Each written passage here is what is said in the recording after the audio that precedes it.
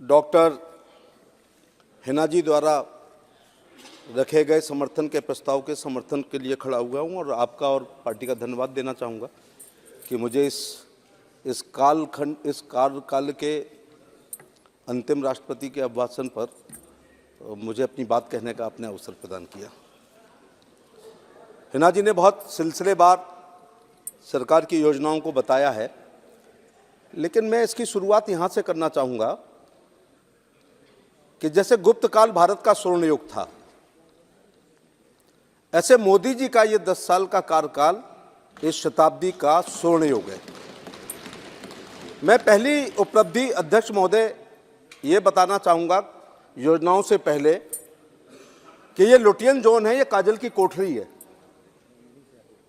देश के इतिहास में पहली बार हुआ है कि कोई प्रधानमंत्री अपनी काउंसिल ऑफ मिनिस्टर्स के साथ उस काजल की कोठरी में 10 साल से रह रहा है और ना कपड़े पे कालिख आई है ना चेहरे पर आई है। मेरे पैदा होने से पहले कृष्णा मेनन का जीप का घोटाला हो गया था। मेरी जवानी के दिनों में बोफोर्स हुआ था सर, और जब मैं एमपी था तो 2G 3G कोयला और कॉमनवेल्थ हो गया था। हिना जी के शेर को थोड़ा सुधारता हूं। ऐसा कोई नेता बड़ा मुश्किल में है कि 10 साल कोठरी में रहे और कालिख ना लगे। ऐसा कोई फकीर कर सकता है, कोई हरफन मौला कर सकता है, कोई साधु संत कर सकता है, कोई परमहंस कर सकता है। इसलिए उस शेर को मैं ऐसे पढ़ना चाहूंगा कि न मांझी न रहबर न हक में हवाएं है, कश्ती भी टूटी एक ऐसा सफर है, और फकीरी का अपना अलग ही मजा है, न पाने की चिंता न खोने का डर है। तो मोदी जी को ये तुष्टीकरण की राजनीति नहीं करनी है। ये झोला उठा के कभी भी हिमालय पे जा सकते हैं, लेकिन देश के साथ, अन्याय के साथ, अत्याचार के साथ, भ्रष्टाचार के साथ, परिवारवाद के साथ कभी समझौता नहीं करेंगे। अध्यक्ष महोदय, इस लोकतांत्रिक इतिहास की सबसे बड़ी घटना है ये 10 साल विकास युक्त और भ्रष्टाचार मुक्त। इसीलिए आपके चेहरे देख रहा हूं मैं, तमाम चेहरों पर खौफ जारी है, एक चिराग अंधेरों पर कितना भारी है। प्रधानमंत्री जी दूरदृष्टा हैं। जैसे ही वो 2014 में प्रधानमंत्री बने तो सबसे पहला काम किया जीरो बैलेंस में जनधन खाता। कांग्रेस के एक बहुत नामदार राजकुमार खासदार जो आजकल अमेठी से हार गए हैं दीदी के द्वारा, इसलिए केरल जाना पड़ा, भाप गए थे। उन्होंने एक बात कही थी, रात भर बैंक खुलवा रहे हो, गरीबों को लाइन में लगा रहे हो, चौबन्नी नहीं डाल रहे हो। तो मैंने कहा था ट्यूबलाइट देर में जलती है, उसे देर में समझ में आता है। उन्हीं के पिताजी स्वर्गीय राजीव गांधी ने कहा था, जो इतिहास में दर्ज है, कि वो यहां से 1 रुपया भेजते हैं और गांव आते आते 15 पैसे पहुंच जाता है। जब नोट गिन के देने का अधिकार रखोगे तो ADO, BDO, CDO, DDO, DM, जिला कृषि अधिकारी और उस समय के कांग्रेसी नेता जब कहते थे तो 85% खा रहे हो तो मेरा भी हिस्सा दो। यहां से मोदी जी ने कहा जीरो बैलेंस में जनधन खाते। अध्यक्ष महोदय, सभापति महोदय, मैं स्वास्थ्य राज्य मंत्री हूं, लेकिन WHO से आजकल मुझे अच्छा लग रहा है DBT। ये शताब्दी का सबसे अच्छा एब्रीविएशन है, डायरेक्ट बेनिफिट ट्रांसफर। अब 1 रुपया जाता है तो 15 नहीं पहुंचते हैं। किसान सम्मान निधि का अगर 2000 की एक बटन दबाते हैं तो 1999 रुपये 99 पैसे किसान के पास नहीं पहुंचता है, सीधे 2000 पहुंचता है। बोलो 85% करप्शन को रोकने का काम किया है या नहीं किया? 51.5 करोड़ लोगों ने बैंक की शक्ल ही नहीं देखी थी। मैं जिनने ये बयान दिया था कि वो 1 रुपया भेजते हैं 15 पैसे पहुंचते हैं, मैं उनको इनोसेंट प्रधानमंत्री कहता हूं, लेकिन इनकॉम्पिटेंट भी कहूंगा। सर, जब मेघवाल जी, जब देश के प्रधानमंत्री को पता चल गया कि उनके 15 पैसे पहुंच रहे हैं, 85% मारे जा रहे हैं, तो उसको रोके गया क्या संयुक्त राष्ट्र संघ का महासचिव? जो भेज रहा है उसकी जिम्मेदारी है। इसीलिए मोदी जी चौकीदार हैं वो चोरी नहीं होने दे रहे हैं। 85% की बताइए वर्षों तक हुई। और बैंकों का राष्ट्रीयकरण आपने किया और खाते नहीं खुलवाए। एक अवैध नियम बना देते कि जो गरीब लोग हैं वो खाता खोलेंगे जीरो बैलेंस में, तो ये 85% की चोरी नहीं होती। अध्यक्ष महोदय, डीबीटी तो सबसे अच्छा है ही, लेकिन इस देश में किसी जिम्मेदार व्यक्ति ने अगर इस देश को ठगा है तो उनका नाम स्वर्गीय श्रीमती इंदिरा गांधी है, जिन्होंने कहा था गरीबी हटाओ। महोदय, मैं इस देश के कांग्रेस के प्रधानमंत्री ने बैठिए इस देश में कांग्रेस के एक प्रधानमंत्री ने इस देश के गरीबों को ठगने का काम एक नारा देकर कहा था, और वो कहा था गरीबी हटाओ। और इस देश के गरीबों ने इस प्रत्याशा में कि अब गाय बछड़े पे मोहर लगा देंगे तो उनके घर से गरीबी दूर हो जाएगी। गरीबी दूर नहीं हुई। यदि गरीबी दूर हो गई होती तो ये 80 करोड़ लोग कौन है जो हमें विरासत में मिले हैं, जिनको हम 5 किलो गेहूं और चावल मोदी जी दे रहे हैं। देख लेंगे जी, आप बोलिए। सभापति महोदय, यदि गरीबी हट गई होती तो ये 4.5 करोड़ लोग कौन है जिनको मोदी जी प्रधानमंत्री शहरी और गहरी और ग्रामीण आवास बना करके दे रहे हैं। भाई मेरे गोगोई साहब, यदि गरीबी हट गई होती तो ये 10,000 स्वनिधि का पैसा लेने वाले हमें विरासत में क्यों मिले? एक सेकंड, मैंने कहा है मैं चेक करा लूंगा, बैठ जाइए। मैं देख लूंगा, आप बैठ जाइए। नीतियों के विषय में संसद के अंदर जिन नीतियों का उल्लेख हुआ है उनकी चर्चा हो सकती है। नामोल्लेख के बारे में मैं देख लूंगा, आप बैठ जाइए। और कृपा करके नाम मत लीजिए। नहीं आया जो माननीय मंत्री जी, हमले जारी रहेंगे। माननीय मंत्री जी सर, चेयर को संबोधित कीजिए। तो मैं चेयर को संबोधित करते हुए कह रहा हूं, किसी भी माननीय सदस्य का नाम लेकर के संबोधित मत कीजिए। प्रधानमंत्री ने यह कहा था गरीबी हटाओ, और गरीबों ने गाय बछड़े पे मोहर लगा दी, लेकिन गरीबी नहीं हटी, क्योंकि तुम गरीबी हटा नहीं सकते हो, क्योंकि गरीबों का लहू तुम्हारी कारों का डीजल है। और गरीबी मिट जाएगी तो तुम क्या रिक्शा चलाओगे? हो गया, मैंने व्यवस्था दे दिया, प्लीज बैठ जाइए। सभापति महोदय जी, अगर गरीबी हट गई होती तो हमें विरासत में 80 करोड़ गरीब मिले हैं जिनको गेहूं चावल दे रहे हैं। यह गरीबी हट चुकी होती तो ये कौन 4.5 करोड़ लोग हैं जो हमसे घर ले रहे हैं?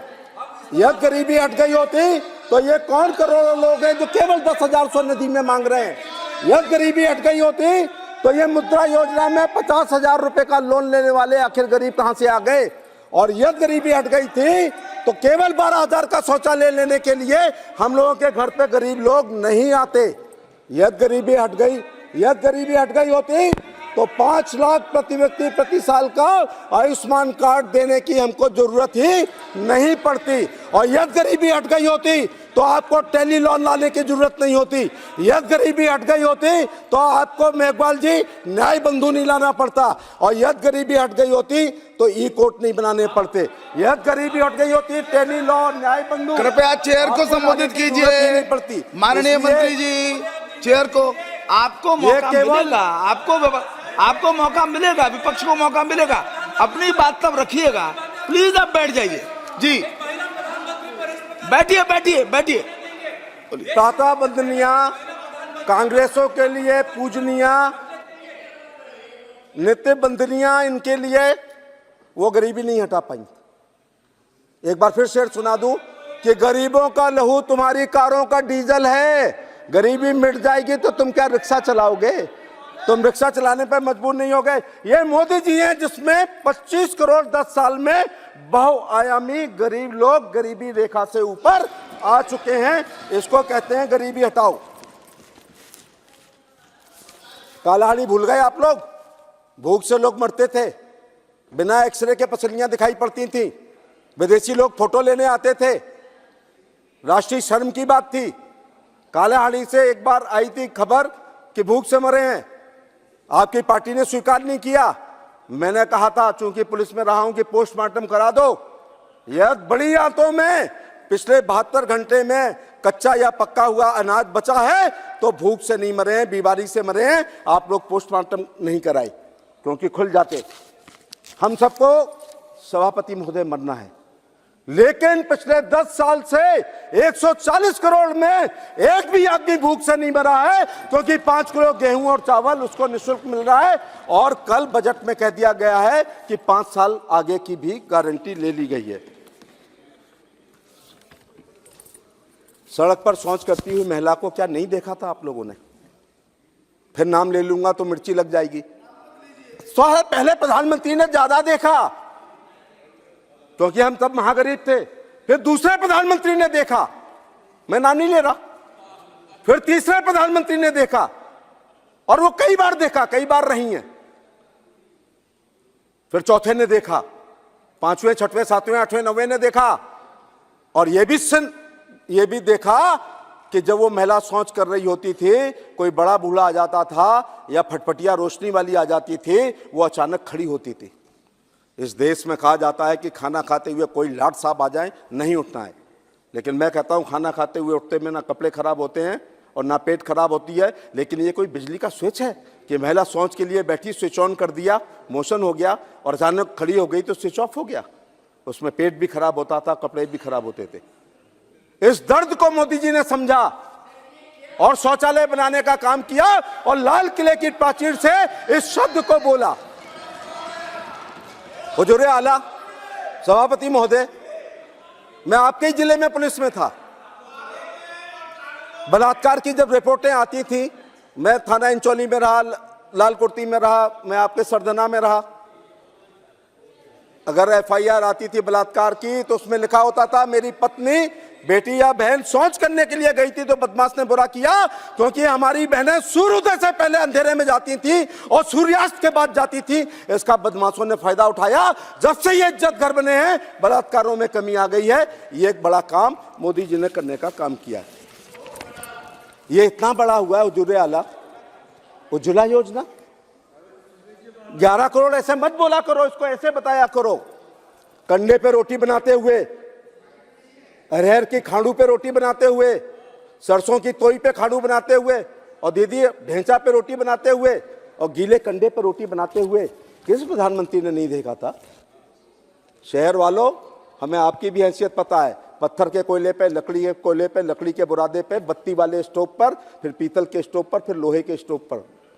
ऐसे ही तो हुआ। मैं अपना एक घटना सुना दूं, आपके शहर से संबंधित है। मैं छुट्टी में अपने घर गया। मेरी माँ का अध्यादेश होता है कि दिवाली पे पूरे खानदान को आना पड़ेगा। मैंने अपनी माँ को रात में 5 बार उठ के चूल्हा जला के दूध गर्म करते देखा। सुबह मैंने कहा माँ आप तो सोई नहीं, तो उन्होंने कहा गैस तुम्हारी सरकार, मेरी सरकार नहीं थी, आई वाज इन पुलिस। तो कहा तुम्हारी सरकार ने गैस नहीं दी। मैं छुट्टी से वापस लौटा, पूरी गैस एजेंसी है मेरठ में। मैंने कहा मुझे गैस चाहिए, वर्दी पहन के गया। तो उन्होंने कहा फॉर्म भर दो। मैंने कहा कब आऊं? बोले 5 साल बाद पूछने आना। मैंने कहा मुझे तो अभी चाहिए। तो उन्होंने कहा ब्रह्मदत्त से लिखवा के लाओ। मैंने कहा कौन है ब्रह्मदत्त? पेट्रोलियम मंत्री। मैंने कहा अपनी औकात नहीं है। तो मैंने उनकी कार का नंबर नोट कर लिया। 4 मारुति थी तब 84 में। और मैंने मोटर व्हीकल, नहीं बोलना है, मोटर व्हीकल एक्ट के नियमों के अनुसार चालान किया। उन्होंने मुझे फोन किया कि इतवार को गैस दे देंगे। मैंने कहा चूल्हा नहीं खरीदूंगा, उसमें इनकम है। जब मुझे गैस मिली, भरा हुआ सिलेंडर, रेगुलेटर और गैस का सिलेंडर लेके संगम एक्सप्रेस में बैठ के छुट्टी लेके जब मैं अपनी माँ से मिला, तो 3 पुलिस अफसरों की माँ ने यह कहा था कि इससे अच्छी गिफ्ट कोई दूसरी हो नहीं सकती है। धुएं में मेरा मोतियाबिंद हो गया है फूंकते फूंकते। काश। और अब मोदी जी अंतिम आदिवासी महिला को गैस का सिलेंडर दे रहे हैं, पाइपलाइन से पहुंचा रहे हैं, सब्सिडी भी दे रहे हैं। सर अब कनेक्शन लेने के लिए डराने की जरूरत नहीं है। सर, अब मैं सभापति महोदय, मजेदार बात यह है कि मैंने मां से कहा कि भराने में दिक्कत होती होगी। उन्होंने कहा नहीं, मैं अमृत की तरह इस्तेमाल कर रही हूं। लेकिन जो मैं कहना चाह रहा हूं, उसके बाद में 1998 में एमपी हो गया। आपकी चेयर ने 120 गैस सिलेंडर दिए, लेकिन वो था कि आप अपनी कॉन्स्टिट्यूंसी में ही देंगे। मेरा एक भतीजा करहल में रहता है, मैनपुरी लोकसभा में। उसने मुझे चिट्ठी लिखी, चाचा गैस चाहिए। मैंने कहा हमने तो कॉन्स्टिट्यूंसी में देंगे, स्पीकर साहब ने कहा। तुम्हारे एमपी स्वर्गीय बलराम सिंह यादव हैं, तो मैंने उनको एक चिट्ठी लिखी सर कि मेरा सगा भतीजा आपकी लोकसभा में रहता है, कृपया उनको एक गैस कनेक्शन दे दें। तो एमपी साहब ने उस चिट्ठी के पीछे लिखा कि मेरा सगा साड़ू तुम्हारी लोकसभा में राजा के ताल में रहता है, पहले तुम एक गैस कनेक्शन दो तब मैं तुम्हारे भतीजे को दूंगा। अरे भाई, एक एमपी दूसरे एमपी से बार्गेनिंग कर रहा था, अब 11 करोड़ गैस कनेक्शन मोदी जी ने अंतिम गरीब आदिवासी और महिला को देने का काम किया। काश मोदी जी मेरी दादी और अम्मा के जमाने में पैदा हो जाते तो फिर फुकनी मेरे घर में नहीं रहती, फिर मेरी दादी और माँ का अंधेर धुएं से मोतियाबिंद नहीं होता। इसलिए मैं धन्यवाद देना चाहूँगा प्रधानमंत्री शहरियों ग्रामीण आवास 4.5 करोड़ में धन्यवाद देना चाहूँगा कल के लिए कि 2 करोड़ का और वादा कर दिया गया है। क्यों साहब, पॉलीथिन में या छप्पर में या भाई आपके यहाँ खपरेल में, यहाँ तक झुग्गी झोपड़ी में और दिल्ली में सीमेंट के पाइप में मैंने लोगों को रहते हुए देखा है। नवंबर में तो भैंस को बाहर रखते थे सभापति महोदय, दिसंबर आते आते झूल उड़ाते थे और पूस आते आते भैंस को कमरे में बांधना पड़ता था। आधे में भैंसिया बनती थी और आधे में हमारी खटिया बिछी रहती थी और भैंस पेशाब करके पूछ उड़ाती थी, तो हमारे मुंह पे तो बहुत गिरा है। इसलिए इथेन मिथेन सूंघते हुए जवान हुए जब वो गोबर सूंघते थे। आज कई करोड़ आवास बना दिए गए हैं और उससे लिए मैं कहना चाहूँगा कि कल 2 करोड़ के लिए और वादा किया है। मैं गरीबों की तरफ से फिर एक बार इस सदन के माध्यम से प्रधानमंत्री का आभार प्रकट करना चाहूँगा। लेकिन एक घटना सुनाऊं सर, मैं अपनी कॉन्स्टिट्यूंसी में घूम रहा था, एक महिला ने कहा रुको, तो मैंने कहा कि मैं जल्दी में हूँ। अरे तुम्हें रुकना पड़ेगा क्योंकि आजकल मैं एक्सियन नहीं रहा हूँ अपनी कॉन्स्टिट्यूंसी में, मैं गार्जियन हो गया हूँ 6 बार जीतने से, रिश्ते हो गए। तो वो घर में घुसी, एक मिट्टी के तेल में सरसों के तेल से दीपक जला करके आरती की। यूपी में ये आरती नहीं होती है। मैंने कहा क्यों खुश हो? बोले प्रधानमंत्री ने मुझे एक आवास दिया है। दीदी जैसे उसने कहा, मैंने आज तक नहीं सुना, आप सुनना, उसने कहा मैं छप्पर में बाहर सोती थी, कपड़े ऊपर नीचे होने का रात में डर लगता था, शराबी लोगों से डर लगता था, मैं झिक के नहीं सोई हूं जिंदगी में। ट्रांसलेशन वालों, झिक का मतलब होता है साउंड स्लीप। इसलिए जब से मोदी जी ने मुझे मकान दिया है, मैं कुंदी बंद करके सोती हूं और बरसों के बाद मैं झिक के सोई हूं 8 घंटे। ये इस आवास का महत्व है, संख्या का नहीं, आवास का ऐसा महत्व है। इसलिए एक शेर याद आ रहा है कि हमने तो खाना बदोश की जिंदगी काट ली है रब, अगली नस्लें तो ना भटकें, उन्हें घर भी देना। इसलिए मोदी जी ने इस शेर को चढ़ता था। अरे 100 में 70 आदमी फिलहाल जब नासाद हैं, दिल पर रख के हाथ कहिए देश के आजाद है, और कोठियों से मुल्क के मेयर को मत आकिए।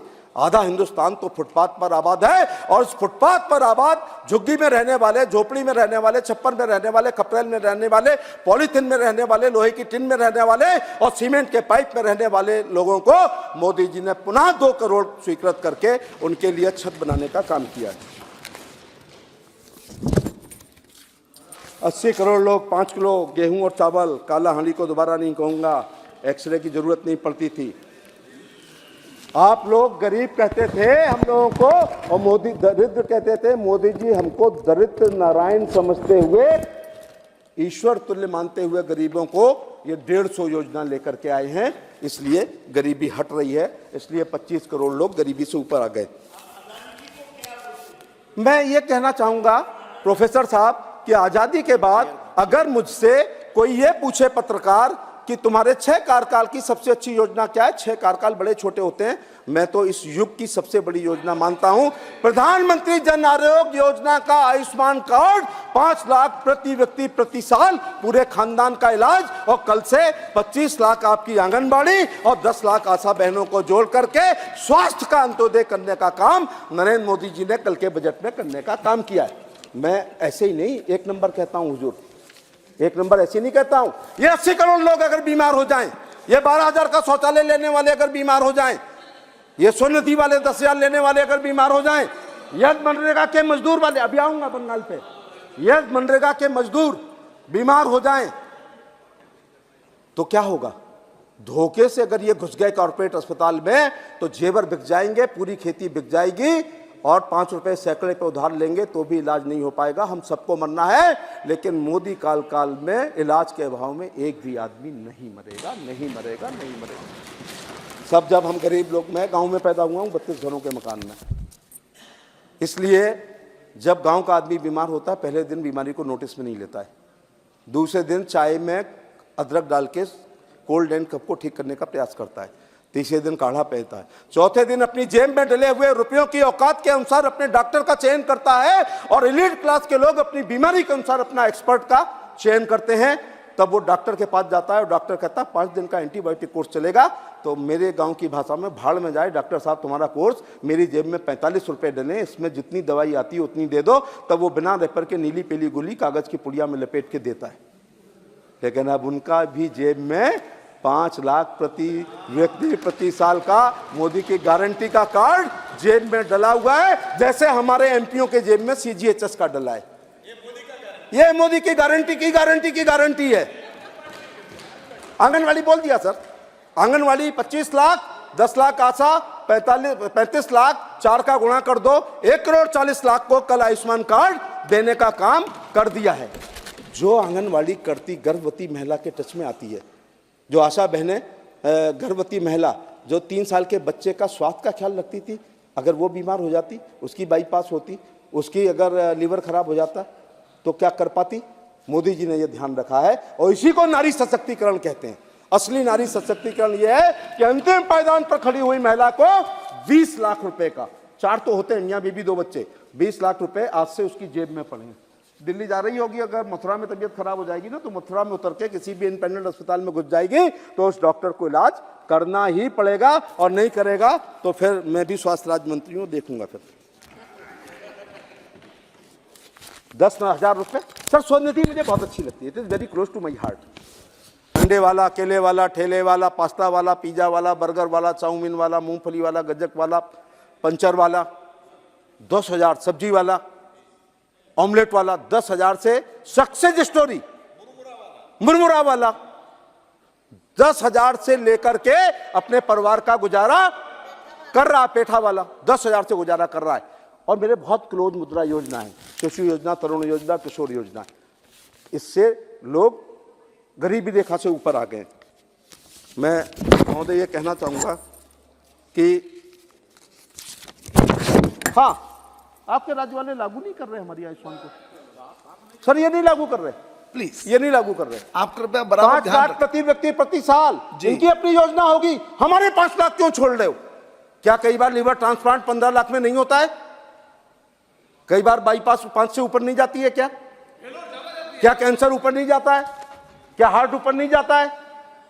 मालूम ये क्यों नहीं लागू कर रहे हैं? मोदी जी की फोटो आ जाएगी ना बंगाल में।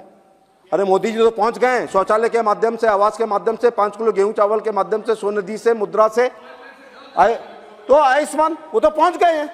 लेकिन आप गरीबों का नुकसान कर रहे हो, ये आयुष्मान कार्ड को अपने राज्य में लागू नहीं कर रहे हो, आप गरीबों का नुकसान कर रहे हो।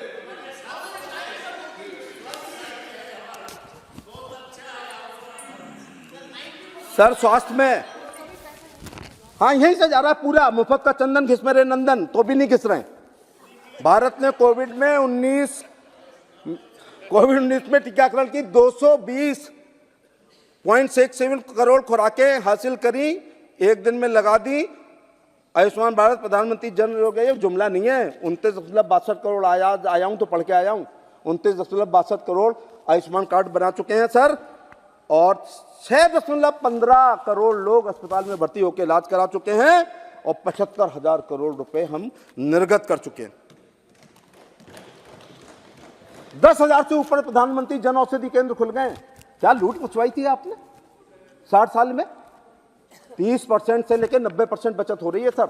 मैं देश के डॉक्टरों से, इस लोकतंत्र के मंदिर से अपील करना चाहूंगा कि जब गरीबों का प्रिस्क्रिप्शन लिखें तो वो दवाई जरूर लिखें जो जन औषधि केंद्र पर उपलब्ध होती है, जिससे उनका 30% से 90% पैसा बचे। मेडिकल कॉलेज की संख्या सर, इसको क्या कहेंगे? 10 साल बनाम 67 साल? हाँ ठीक है, 67 साल बनाम 10 साल। 67 साल में जो आपने मेडिकल कॉलेज बनाए थे 387, उसको 82% बढ़ा के 706। यहाँ दुगने से कम मजा नहीं आता करने में। 7 एम्स मिली थी हुजूर विरासत में, 22, और MBBS की सीटें 112%। यहाँ दुगने से कम में मोदी जी को आनंद ही नहीं आता है। 2014 से पहले 51,348 सीटें थी, अब 1,08,940 हो गई हैं। और पीजी, दीवालों से इलाज नहीं होता है, पीजी से नीचे हाथ नहीं दिखा रहा कोई। 126% की वृद्धि की है। 2014 से पहले आपके राज्य में 31,185 थे, बढ़ के 70,645 हो गई हैं। और 214 में तो 6 एम्स से 22 हो गए। बहुत जल्दी मैं आश्वस्त करना चाहूंगा कि मदुरई और दरभंगा में भी तैयार हो जाएगी। Yes sir, yes sir. विकसित भारत संकल्प यात्रा, मोदी की गारंटी की गाड़ी पहली बार देश के हर राजस्व गांव में गई है और केंद्र सरकार के विभागों ने बहुत मेहनत करी है। और इसके बाद मैं उसको कहूंगा सरकार आपके द्वार। हाँ, ये नहीं ऐसे रोक लेंगे क्या? खुशबू को कोई रोक पाया है आज तक? खुशबू को बहुत गरूर था अपने महकने पर। मुमकिन नहीं है हवा से रिश्ता किए बगैर। हवा है भारतीय जनता पार्टी का कार्यकर्ता, जो इस कुर्सी, ये बूथ अध्यक्ष जो खुशबू को पहुंचा दिया। तो मनसुख भाई की मॉनिटरिंग में, प्रधानमंत्री के निर्देशन में, सर थोड़ा सा बता दूं, विभाग ने ठीक से काम किया है। हमने ग्राम पंचायत और यूएलबी की संख्या 2,30,000 पे पहुंची है। शिविर में 100 करोड़ लोग पहुंचे हैं। टीबी की जांच के लिए 3 करोड़ 76 लाख टीबी के लिए गए हैं। टीबी से संदर्भित लोगों की संख्या 11,54,000 है। और प्रधानमंत्री आभा में ली गई सहमति के अनुसार 4,00,00,10,00,000 पंजीकृत निक्षयों की संख्या 1,14,000 और निक्षय पोषण योजना में 83,926 को किट दे रहे हैं। और नॉन कम्युनिकेबल डिजीज को रोकने के लिए जीवन में शैली में परामर्श बदलाव करने के लिए 2,88,00,000 लोगों ने अपनी स्क्रीनिंग कराई है। हाई ब्लड प्रेशर की 2,73,00,000 लोगों ने हमारे कैंपों में स्क्रीनिंग कराई है। और ब्लड प्रेशर के लिए 19,97,00,000 लोगों ने अपनी हमारे हेल्थ एंड वेलनेस सेंटर पर, जिसपे आयुष मंदिर है आजकल, आयुष्मान आयुष मंदिर पर की है। डायबिटीज एक हिडन बीमारी है, 2,61,00,000 लोगों ने। ये प्रधानमंत्री, सर अच्छी बता रहा हूँ मैं, प्रधानमंत्री विकसित भारत यात्रा में जो हेल्थ विभाग के कैंप में, ये करोड़ों की संख्या में बता रहा हूँ। 14,13,00,000 लोगों ने डायबिटीज चेक कराई है। एनसीडी और हायर पब्लिक फैसिलिटीज के लिए 30 करोड़ लोगों को संदर्भित किया। सिकल सेल, बहन हिना ने कहा था आदिवासियों की बीमारी 40 साल में मर जाते थे। प्रधानमंत्री जी ने घोषणा की है, अब उनका कार्ड बन गया है, दोनों कार्ड मैच करेंगे, लाल हो जाएगा तो शादी नहीं होगी, क्योंकि अगर बच्चा पैदा होगा तो 99% वो भी सिकल सेल से होगा। मैं आपकी तरफ मुखातिब हूँ, लेकिन हिना ने इस बात को बहुत अच्छी तरीके से कहा। तो सिकल सेल उन्मूलन का काम हो रहा है। एससीडी के लिए संदर्भित जांच लोगों की संख्या 70,000। हेल्थ एंड वेलनेस सेंटर का नया नाम आयुष्मान आरोग्य मंदिर, लेकिन आप नीला नहीं पोत रहे हो और हमसे 60% पैसा ले रहे हो। क्यों नहीं लिख रहे हो साहब आयुष्मान आरोग्य मंदिर? मोदी जी की फोटो लग जाएगी तो आफत आ जाएगी क्या? तो रोक पाओगे? ये मेरे भाषण को रोक पाओगे? जो पश्चिम बंगाल के लोग सुन रहे हैं कि हम 60% पैसा देते हैं, आप नाम नहीं लिखते हो, आप रंग तक नहीं बदलते हो। फिजिकल आयुष्मान कार्ड वितरित किए गए हैं 50,97,00,000 और 100% आयुष्मान कार्ड की संतृप्ति 1,30,00,000। बहुत लंबा है, चलो इतने में काम चलाते हैं। कल के बजट में स्वास्थ्य अंत्योदय हुआ है, एक बार फिर रिपीट कर दूं, 10 लाख आशा बहनें, 25 लाख हमारी आंगनवाड़ी कार्यकर्ती का जो है आयुष्मान कार्ड में उनका पंजीकरण हो जाएगा। मैं बधाई देना चाहूँगा नए मेडिकल कॉलेज की स्वीकृति के लिए। और चेयरमैन सर, एक आपकी जब चेयर पे बैठे थे, एक सवाल मेरे से पूछा गया था कि कैंसर महिलाओं को कौन कौन से होते हैं, तो मैंने जवाब दिया था ओरल और ये अपना ब्रेस्ट और ये सर्वाइकल। 17% महिलाएं सर्वाइकल कैंसर से मरती थी। मैं बजट के लिए धन्यवाद देना चाहूँगा वित्त मंत्री का, प्रधानमंत्री का, जिन्होंने HPV वैक्सीन को प्रोत्साहन देने का कल वादा किया है। इसका मतलब है अगर 40 औरतें मरती हैं दुनिया में तो 27 भारत में मरती थी। अब इस सर्वाइकल कैंसर का उन्मूलन आने वाले समय में हो जाएगा। मैं 9 साल से 14 साल की बच्चियों की तरफ से प्रधानमंत्री का और वित्त मंत्री का आभार प्रकट करना चाहूंगा। फर्टिलाइजर, सर ये अघोषित दूसरी हरित क्रांति हो रही है, अघोषित। वो इसलिए पहले क्या कहा, नीम कोटेड, पेट में दर्द हो गया था ना, नीम कोटेड यूरिया करते ही घटतोली बंद हो गई थी और तस्करी बंद हो गई थी। लेकिन मैं किसानों के लिए इस बड़े आविष्कार को मानूंगा, नैनो यूरिया और nano DAP। Sir nano DAP में अगर एक बोरी आप डीएपी डालेंगे, उसकी जगह आप नैनो 1 लीटर इस्तेमाल करेंगे तो 645 रुपए बच जाएंगे। और हम तो आलू वाले लोग हैं, जहां तक निगाह पड़ती है आलू आलू आलू आलू, हम तो सैकड़ों बोरी छिड़क डालते हैं। पर बैग हमारा 645 रुपए मोदी जी ने नैनो डीएपी बना के बता दिया, और नैनो यूरिया में 45 रुपए। ऊपर से अब मेटाडोर नहीं करनी पड़ेगी, अब पीठ पे बोरी नहीं लादनी पड़ेगी, 2 जेबों में डाल के जाऊंगा, एक में नैनो डीएपी और एक में नैनो यूरिया। और ड्रोन इस देश का भविष्य है, ड्रोन इस देश का भविष्य है। इसलिए भविष्य है कि जब से ये तमाम योजनाएं हैं, थोड़ी मजदूरी में प्रॉब्लम आ रही है।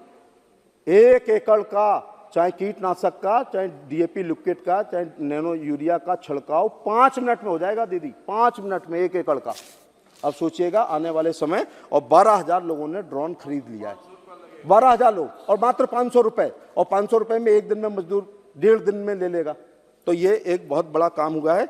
और मुझे तो याद है डीएपी और यूरिया के लिए लाइन लगती थी, लाठीचार्ज होता था। मैं मुकदमे झेल रहा हूं, मुकदमे चल रहे हैं, खाद पे लाठीचार्ज होता था। बोलिए कई 10 साल में कहीं लाठीचार्ज हुआ है? रेलवे टाइम पे रैक पे पहुंचा देती है। और नैनो इस देश का भविष्य है। मैं इस फिर बड़ी देश की पंचायत से देश के किसानों का आग्रह करूंगा, क्या हम नैनो यूरिया और डीएपी ऐसी बना सकते हैं जो फसल खराब कर दे? हम पे विश्वास करो, मोदी जी पे विश्वास करो, कृषि वैज्ञानिकों पे विश्वास करो, नैनो यूरिया और नैनो डीएपी इस्तेमाल करो। जो डीएपी सॉलिड और यूरिया 2 पौधों के बीच में पड़ जाती है, बेकार हो जाती है, लेकिन इसमें पत्ती के माध्यम से जड़ में पहुंचती है, इसलिए 100% उसका यूटिलाइजेशन होता है। मैं फिर निवेदन करना चाहूंगा, किसानों नैनो पर आ जाओ। और ऐसे नहीं बातें हुई हैं, 33 लाख नैनो की बिक गई है, 7 करोड़ नैनो यूरिया की बोतल बिक गई है। ये नैनो लिक्विड है sir, yes yes yes liquid. जैसे वो नैनो कार का आपने बहिष्कार किया था ना, आपने नैनो कार का बहिष्कार किया था, ऐसा मत करो। नैनो यूरिया नैनो डीएपी का ना करो।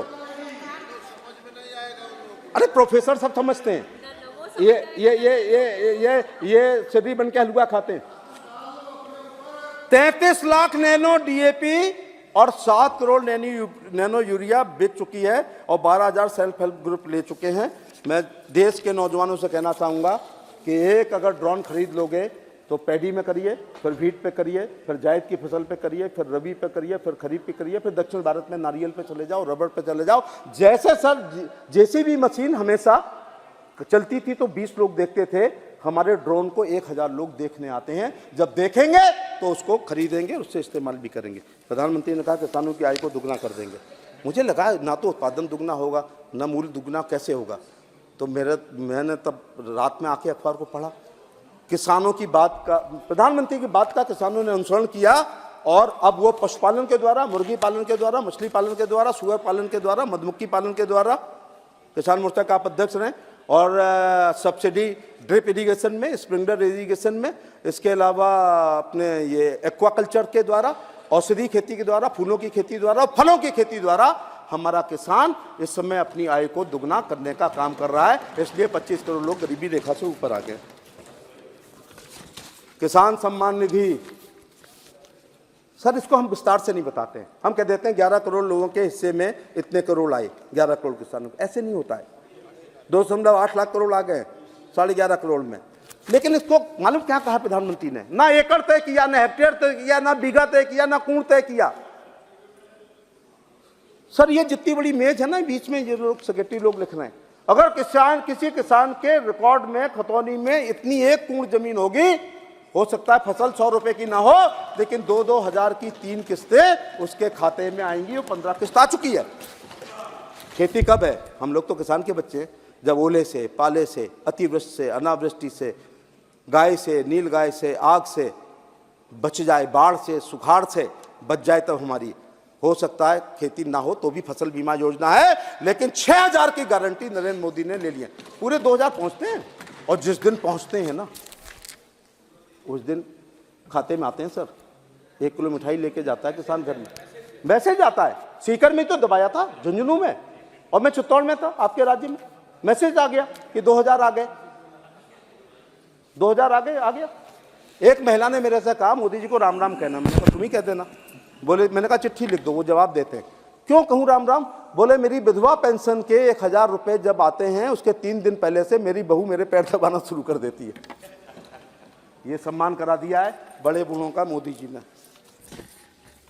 सर थोड़े दिनों लॉ भी देखने का मौका मिला, लॉ एंड जस्टिस का बहुत अच्छा काम कर रहे हैं, पेंडेंसी कम हो रही है, टेली लॉ शुरू कर दिया, ई कोर्ट कर दिया, ई फाइलिंग कर दी है, वर्चुअल कोर्ट हो रहे हैं, स्क्रीनिंग हो रही है, लोग अपनी बहस को सुन सकते हैं। और जो गरीब दलित पिछड़े महिलाएं, विधो डाइवोर्सी महिलाएं, उनको आप निःशुल्क दे रहे हैं, ये अच्छा काम कर रहे हैं। अमेरिकन राष्ट्रपति जॉन एफ कैनेडी ने कहा था कि अमेरिका पैसे वाला देश है इसलिए उसने सड़कें नहीं बना ली, उसने पहले सड़कें बनाई इसलिए वो पैसे वाला देश हो गया। हमारे सरफेस ट्रांसपोर्ट मिनिस्टर गडकरी साहब ने इसको अपना ब्रह्म वाक्य बनाते हुए और इस देश में सड़कों का जाल बिछा दिया। मैं उनको कह सकता हूं कि या तो शेरशाह सूरी ने जीटीवीटी रोड बनाए थे, या इसके बाद अटल जी की प्रधानमंत्री ग्रामीण सड़क योजना और हमारे प्रधानमंत्री के नेतृत्व में गडकरी साहब की। ऐसी थोड़े अब हम बोलते हैं। नेशनल हाईवे नेटवर्क के हाई स्पीड कॉरिडोर की लंबाई 2014 से केवल 93 किलोमीटर थी, बढ़ के 2023 में 4000 किलोमीटर हो गई। 93 बनाम 4000।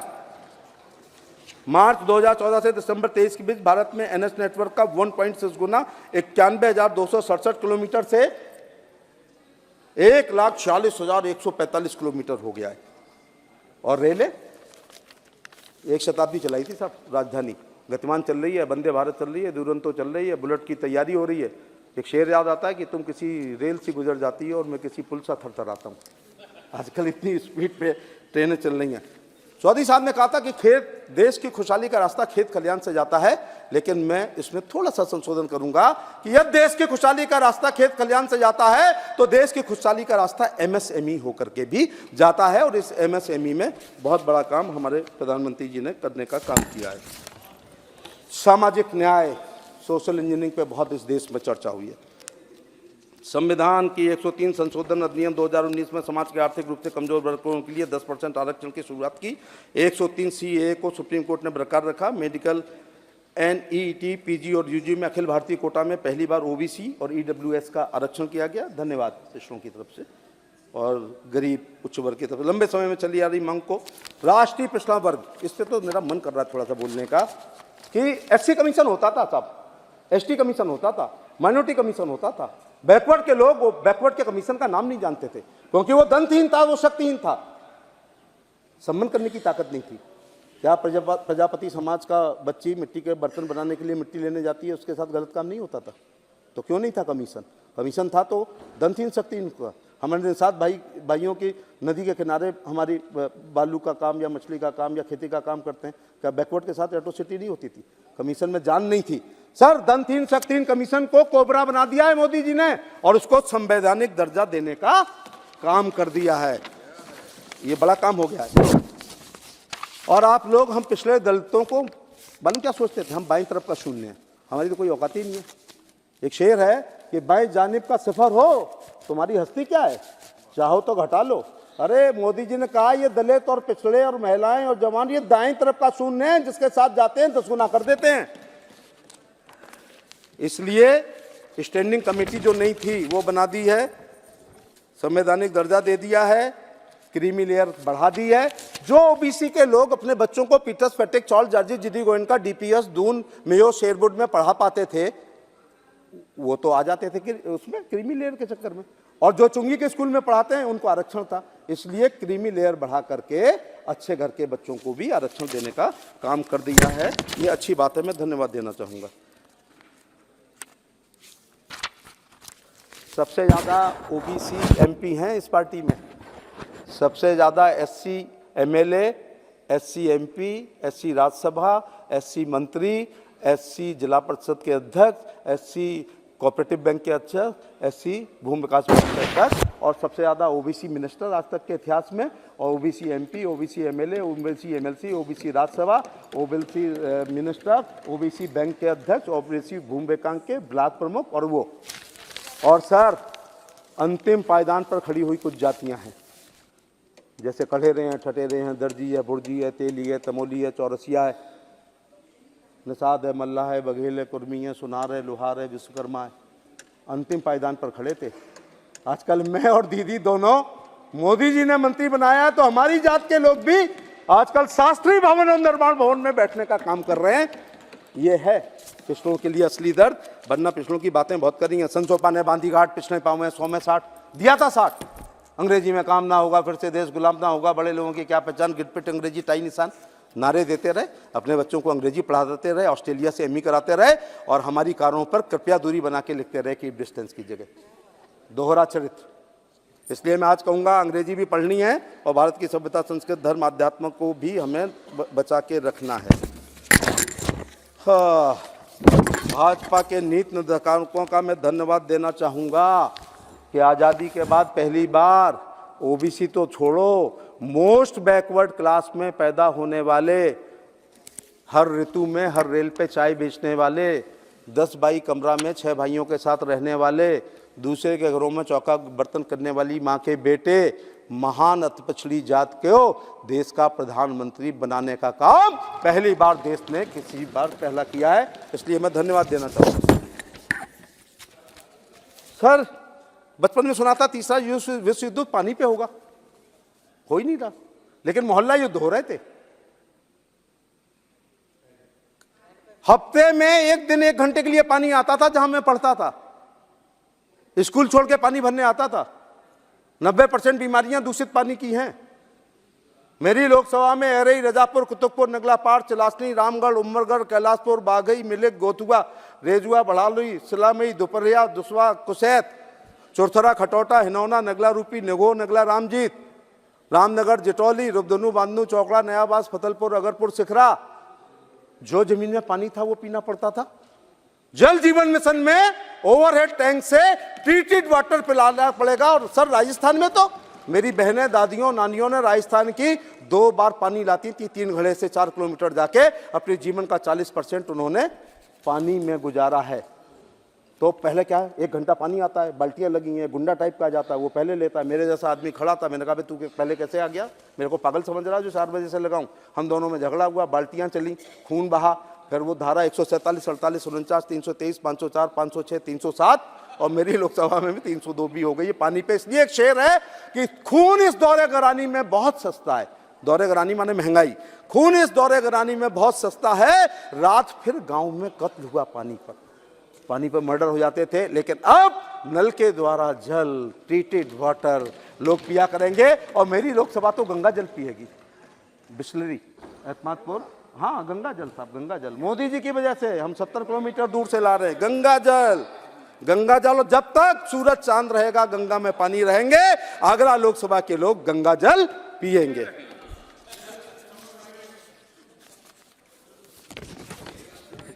पूरी जवानी निकली, पिछली बार भी कहा था, सपा बसपा में 4 बार एमपी रहा। क्या करता रहा? जिंदगी बर्बाद हो गई। छोटी मोटी सड़क, स्कूल, बिजली, पानी, नाली, खरंजा, फाइनल रिपोर्ट, चार्जशीट, बंदूक का लाइसेंस, विधवा पेंशन, विकलांग पेंशन, वृद्धावस्था पेंशन, जात प्रमाण पत्र, आय प्रमाण पत्र, शादी ब्याह, 13वीं भागवत कथा, रसिया दंगल, कव्वाली, कुआ पूजन, एकादशी का व्रत करते में जवानी निकाल दी। पहली बार 19 में जब से भाजपा में जीत के आया हूं, तो अगर 370 अनुच्छेद हटा है, मेरी भी भागीदारी है, दीदी की भी भागीदारी है। 3 तलाक हटा है, हमने भी हाथ उठाया है। अगर समान नागरिक आचार संहिता तो हमने भी हटाया है। और क्या क्या हो गया, और बहुत काम हो गए। और ये आईपीसी, सीआरपीसी पुरानी वाली मैं पढ़ता था, अब तो 302 भी नहीं पढ़नी है, 301 पढ़नी है। ये अंग्रेजों ने बनाई थी। सीआरपीसी, सीपीसी 1861 से चले आ रहे थे कूप मंडूक। लगभग 1000 कानूनों में आपने आग लगा दी है मोदी जी के नेतृत्व में, जो इरिलीवेंट थे हमारे लिए, जो ब्रिटानिया हुकूमत की। तलाक दे देते हो साहब, 3 बार बोल दिया तलाक तलाक तलाक, और हम यहाँ एक जोड़ी चप्पल घिस जाती थी हम लोगों की। ऐसे ही कोई भी कह देगा, शादी जैसे बंधन को 3 शब्दों में कह के। अगर 14-20 करोड़ कहते हो तो उनकी आधी आबादी को मोदी जी ने न्याय देने का काम किया है, अमित शाह जी ने न्याय देने का काम किया है 3 तलाक हटा करके। बड़ा काम हुआ है, नहीं हुआ? अब 3 बार कह के नहीं हो पाएगा मियाँ, कोर्ट में चलना पड़ेगा, अब तो वकील करना पड़ेगा, सिद्ध करना पड़ेगा। एक जोड़ी चप्पल घिस जाएगी तब जाके मुश्किल में कहीं पा पाओगे। इसलिए तलाक दे रहे हो, दे तो रहे हो, बहुत अच्छा शेर है। दे तो रहे हो तलाक दे तो रहे हो गुरूर और कहर से, मेरा हुस्न भी लौटा दो मेरी मेहर के साथ। ये भोगना पड़ता था एक बार और सुना दूं कि तलाक दे तो रहे हो गुरूर और कहर के साथ, मुस्लिम महिला की तरफ से, मेरा शबाब भी लौटा दो मेरी मेहर के साथ, नहीं लौटाया और बेचारी को सड़क पे पहुंच जाती थी। इंडी, कोई मेरे को अचंभा थोड़े हो रहा है इंडी बनने पे। चचा चाणक्य ने बहुत साल पहले कहा था, सच में दीदी, कहा था यदि कोई राजा बहुत लोकप्रिय होगा जैसे नरेंद्र मोदी हैं तो हमारे दुश्मन के दुश्मन हमारे दोस्त के सिद्धांत पर दुर्लभ संधियां और दुर्लभ सम्मेलन हुआ करेंगे। ऐसा ही एक इंडी आकार रह रहा है, नेतृत्व विहीन और नीति विहीन और सिद्धांत विहीन हो रहा है। अच्छा, ऐसी शादियां हनीमून नहीं मना पाती हैं, उसके पहले ही तलाक हो जाता है। एक अच्छा, जनता आजकल ठंड में तापते हुए मेरी लोकसभा में और आपकी लोकसभा में अगाने पे किसान आजकल एक चर्चा कर रहे हैं, एक दूसरे को गाली देने वाले क्यों साथ आ रहे हैं? आखिर ऐसा मोदी जी ने क्या बुरा काम किया कि उसके लिए सब एक हो रहे हो? तो जनता कह रही है अगर तुम गठबंधन करोगे तो हम आग तापने वाले सातों जातियां वाल्मीकि से लेकर ब्राह्मण तक हमारा भी गठबंधन है कि हम मोदी को एक सुरक्षा कवच देने का काम करेंगे और तुम्हारे इंडी का कुछ नहीं होने पाए। भय भगदड़ भ्रम होता है चुनाव से पहले सर, आधी तो हिंदी आपको आ नहीं रही होगी, इतना मजा आ जाता। भय भगदड़ और भ्रम है ये मोदी जी की लोकप्रियता से।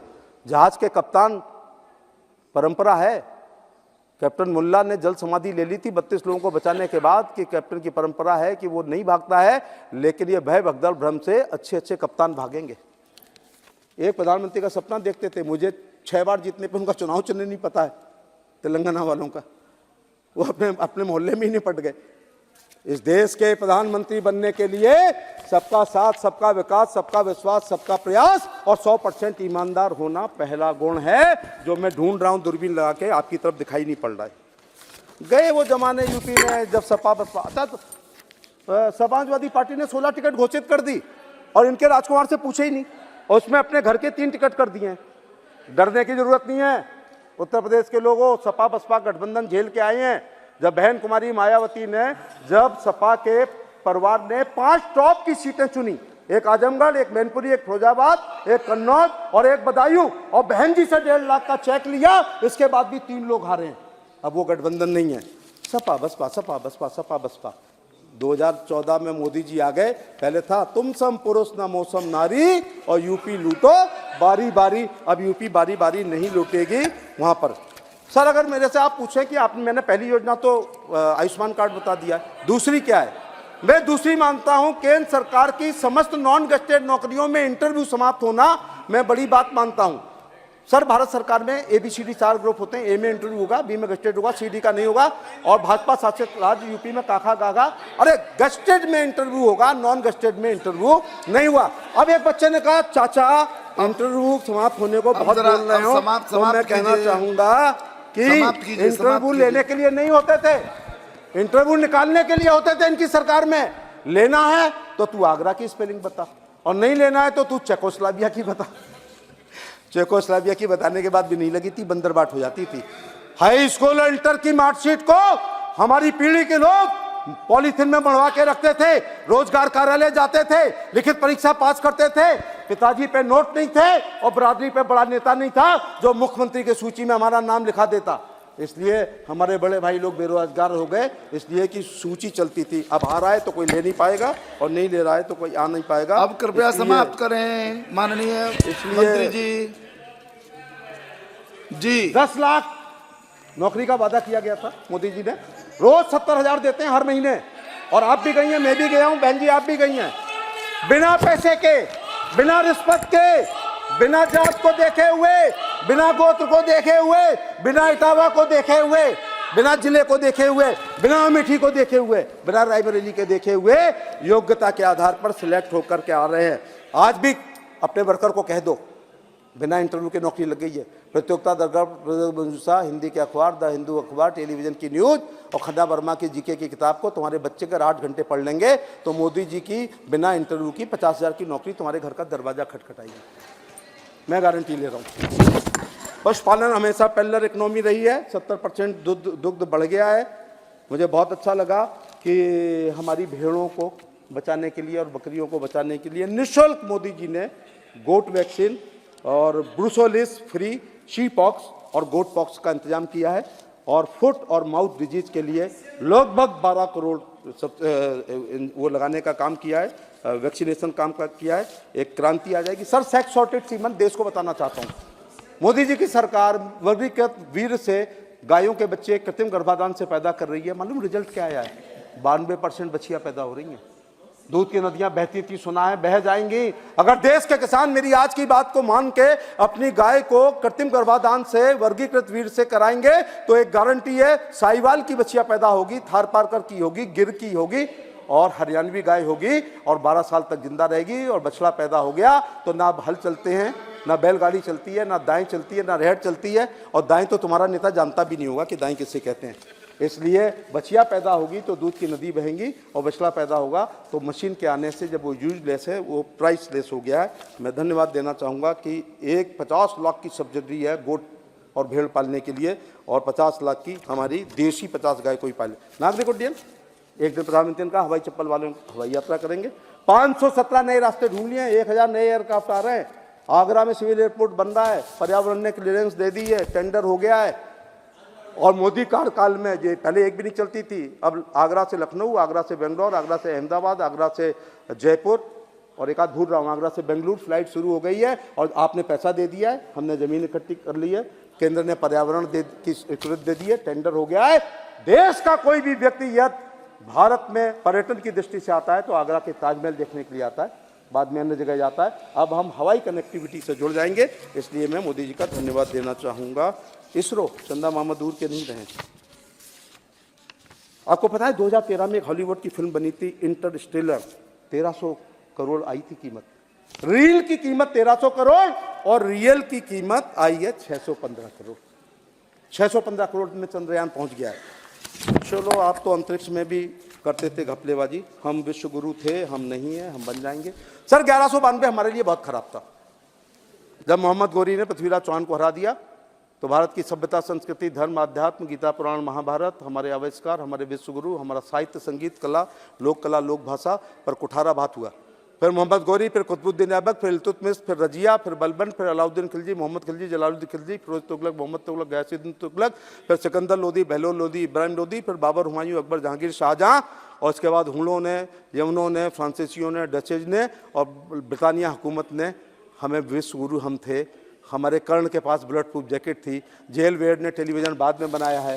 कुरुक्षेत्र के युद्ध को संजय हस्तिनापुर में सुना रहे थे और मार्कोनी ने रेडियो बाद में बनाया है। हमारे पास द्वापर में था, जब कंस अपनी प्यारी बहन को लेके मेरी लोकसभा से गुजर रही थी तो आकाशवाणी हुई थी, जिसको ले जा रहा है उसका पुत्र तुझे मार देगा, इसका मार्कोनी ने बाद बनाया, हमारे पास पहले थे।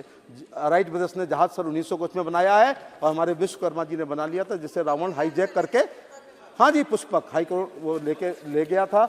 और इसी प्रकार से फायर प्रूफ जैकेट प्रहलाद बच गया था और उसकी बुआ मर गई थी क्योंकि फायर प्रूफ जैकेट थी और बुलेट प्रूफ कर्ण के पास थी। हम विश्वगुरु थे, हम नहीं हैं, लेकिन मोदी जी के कार्यकाल में हम जरूर बनेंगे।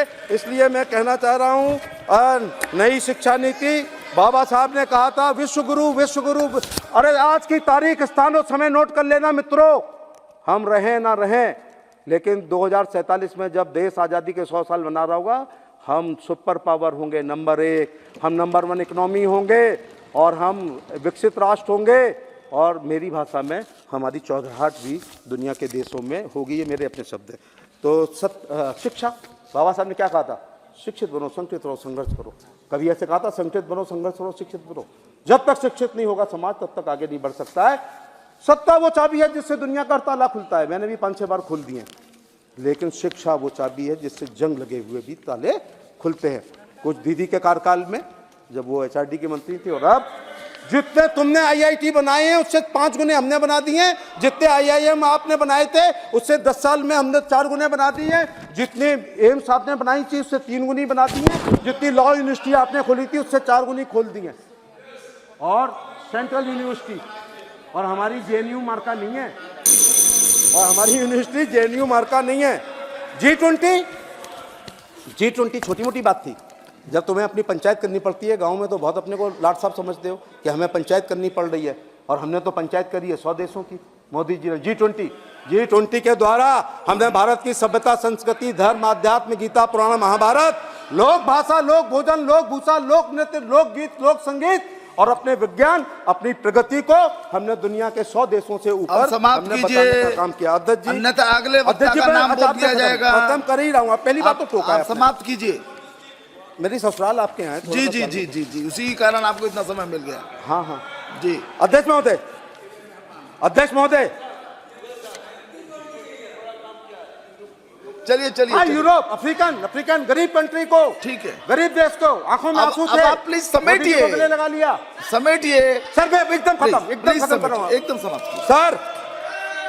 सर काश मेरी अंग्रेजी अच्छी होती तो मेरे मित्र जानते कि मैं कितना अच्छा बोल रहा हूँ। तो सर ये सब कैसे हो गए जो हिना जी ने मैंने बताए, और अभी 10-12 और लोग बोलेंगे कैसे हो गए। ये हो गए मोदी जी गरीब घर में पैदा हुए। सर मुंशी प्रेमचंद की एक पूछ की रात कहानी है, जिसको डल्ले पिलो पे सोने वाले, एसी में रहने वाले, राडो की घड़ी पहनने वाले और लोटो का जूता पहनने वाले और चांदी की चम्मच मुंह में लेके पैदा होने वाला तुम्हारा नेता उसको रट के 90% नंबर ला सकता है। उसके दर्द को वही समझ सकता है जिसने पूछ की एक ठंडी रात एक पिछौरा में काटी है, नरेंद्र मोदी ने काटी है। 10 बाई 12 के कमरे बनाए। इसलिए इस लोकसभा में भगवान से एक निवेदन है, जब तक डेमोक्रेसी रहे, जब तक चुनाव हो, तब तक इस देश का प्रधानमंत्री महागरीब बनाना। लेकिन शर्त यह है कि दिल्ली आके इसको गरीबी याद रहे, जैसे मोदी जी को याद है। इसलिए गरीब कल्याणकारी योजना 1 घंटे में भी कम पड़े। जी कल के बजट को विदाई कर रहे थे ना आप? अच्छा बजट विदाई। जी ये सेकंड इनिंग का, आप समाप्त- सेकंड इनिंग का लास्ट समाप्त कीजिए। अरे सुनो ब्रदर, बघेल साहब सुनो समाप्त कीजिए। सुनो तो प्रधानमंत्री की कल्याणकारी योजनाएं, राज्य की योजनाएं और बूथ अध्यक्ष से लेकर राष्ट्रीय अध्यक्ष की परिश्रम की पराकाष्ठा से नरेंद्र मोदी मई की किसी तारीख में 400 एमपी के साथ इस नए भवन को प्रणाम करते हुए तुम्हारी छाती पर मूंग दलने के लिए मई में आ रहे हैं। ये शब्द नहीं, ये शब्द नहीं, ये शब्द नहीं, ये शब्द नहीं। नहीं हो गया, बैठिए बैठिए। आप ये आरोप, आप बैठिए, आप बैठ जाइए। ए भाई बैठ जाइए। वही जो राम रचना आप था। समाप्त कीजिए, आप समाप्त कीजिए, आप समाप्त कीजिए। मैंने बघेल खत्म साहब कर दिया। समाप्त कीजिए। नो नो नो, हमारी It's enough. अच्छी पैरवी समाप्त से, कीजिए। हमारे अच्छे वकीलों से, हमारे जी, जी। धर्माचार शंकराचार्य जी, जी, आचार्यों जी। प्रचारों ठीक से है। सुप्रीम कोर्ट का जज मंदिर के पक्ष में आया है, न्यास बना रहा है। लेकिन करोड़ों का हवाई अड्डा सरकार बना रही है, विश्व लेवल का हम वहां बना रहे हैं और सरयू के घाट को ठीक है, पक्का कर रहे हैं। धन्यवाद, एक दिन में धन्यवाद। 1 लाख लोग आ रहे हैं। धन्यवाद। सबरी पे डाक टिकट जारी किया है, हम अपने पुरखों को नहीं भूलते।